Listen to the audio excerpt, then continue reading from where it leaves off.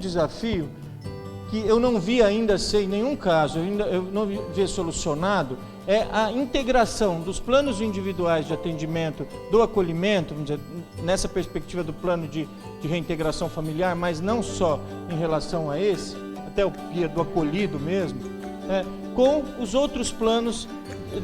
que a rede prevê, outros planos de intervenção individualizada naquela situação ou naquele sujeito. Por exemplo, nós temos, como eu já adiantei, o PAEF, que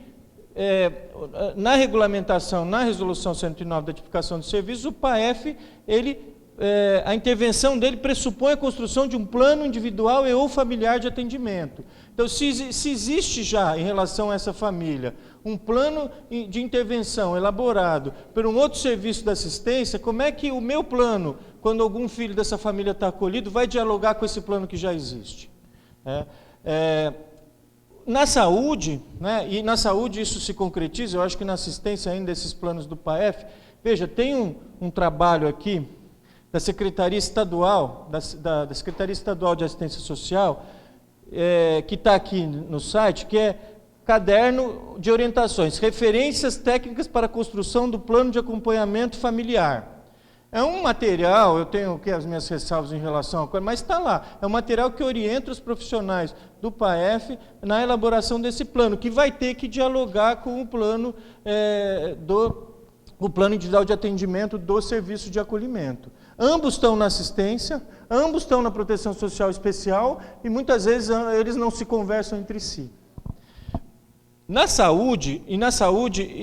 a gente observa que há uma disseminação maior da utilização dessa tecnologia, dessa técnica do plano do projeto terapêutico singular, sobretudo na assistência na área da saúde mental. Os CAPs, por exemplo, trabalham bastante com o plano terapêutico singularizado, singular, que é o PTS, e muitos casos de familiares têm seus filhos acolhidos por conta de algum tipo de transtorno ou inclusive de dependência de drogas, de álcool, etc. Então o CAP tem o seu PTS, o CAPS tem o seu PTS lá já mais ou menos elaborado em relação a esse sujeito, e lá no serviço de acolhimento atende-se esse sujeito sem conhecer que planos que o CAPS fez, redesenha-se uma outra estratégia para esse sujeito, que muitas vezes pode entrar até em conflito com as prioridades que o pessoal da saúde está dando, e o diálogo acaba não acontecendo. Então, não deixar de atentar para essas possibilidades. Nós não estamos sozinhos, nem mesmo na elaboração do plano de intervenção. Tem alguns casos em que temos adolescentes em cumprimento de liberdade assistida, por exemplo, que estão em serviços de acolhimento institucional. Ou adolescentes egressos de medida socioeducativa de internação que estão em serviço. Os adolescentes que estão em liberdade assistida,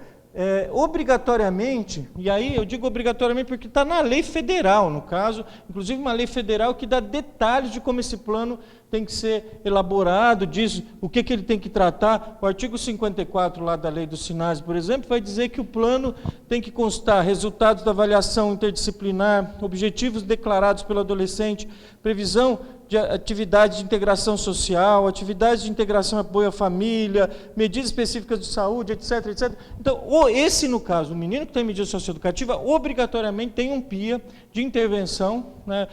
no caso do serviço de medida,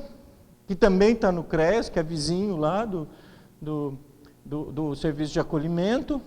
e que muitas vezes, eu já vi vários processos em que os meninos estão em medida de liberdade, isso nem aparece. O que é que o serviço, o que é o MSE, como se diz aqui em São Paulo, o que o serviço de medida está planejando de intervenção para esse menino, nem aparece no PIA que o serviço de acolhimento encaminha também sobre a mesma coisa, sobre o que é que nós vamos propor para esse sujeito. No caso, muitos desses adolescentes têm problemas de conflitos com a família, então tem que fazer uma intervenção com a família, que é feita lá no serviço de medida e também pelos técnicos do programa de acolhimento, muitas vezes sem um diálogo necessário.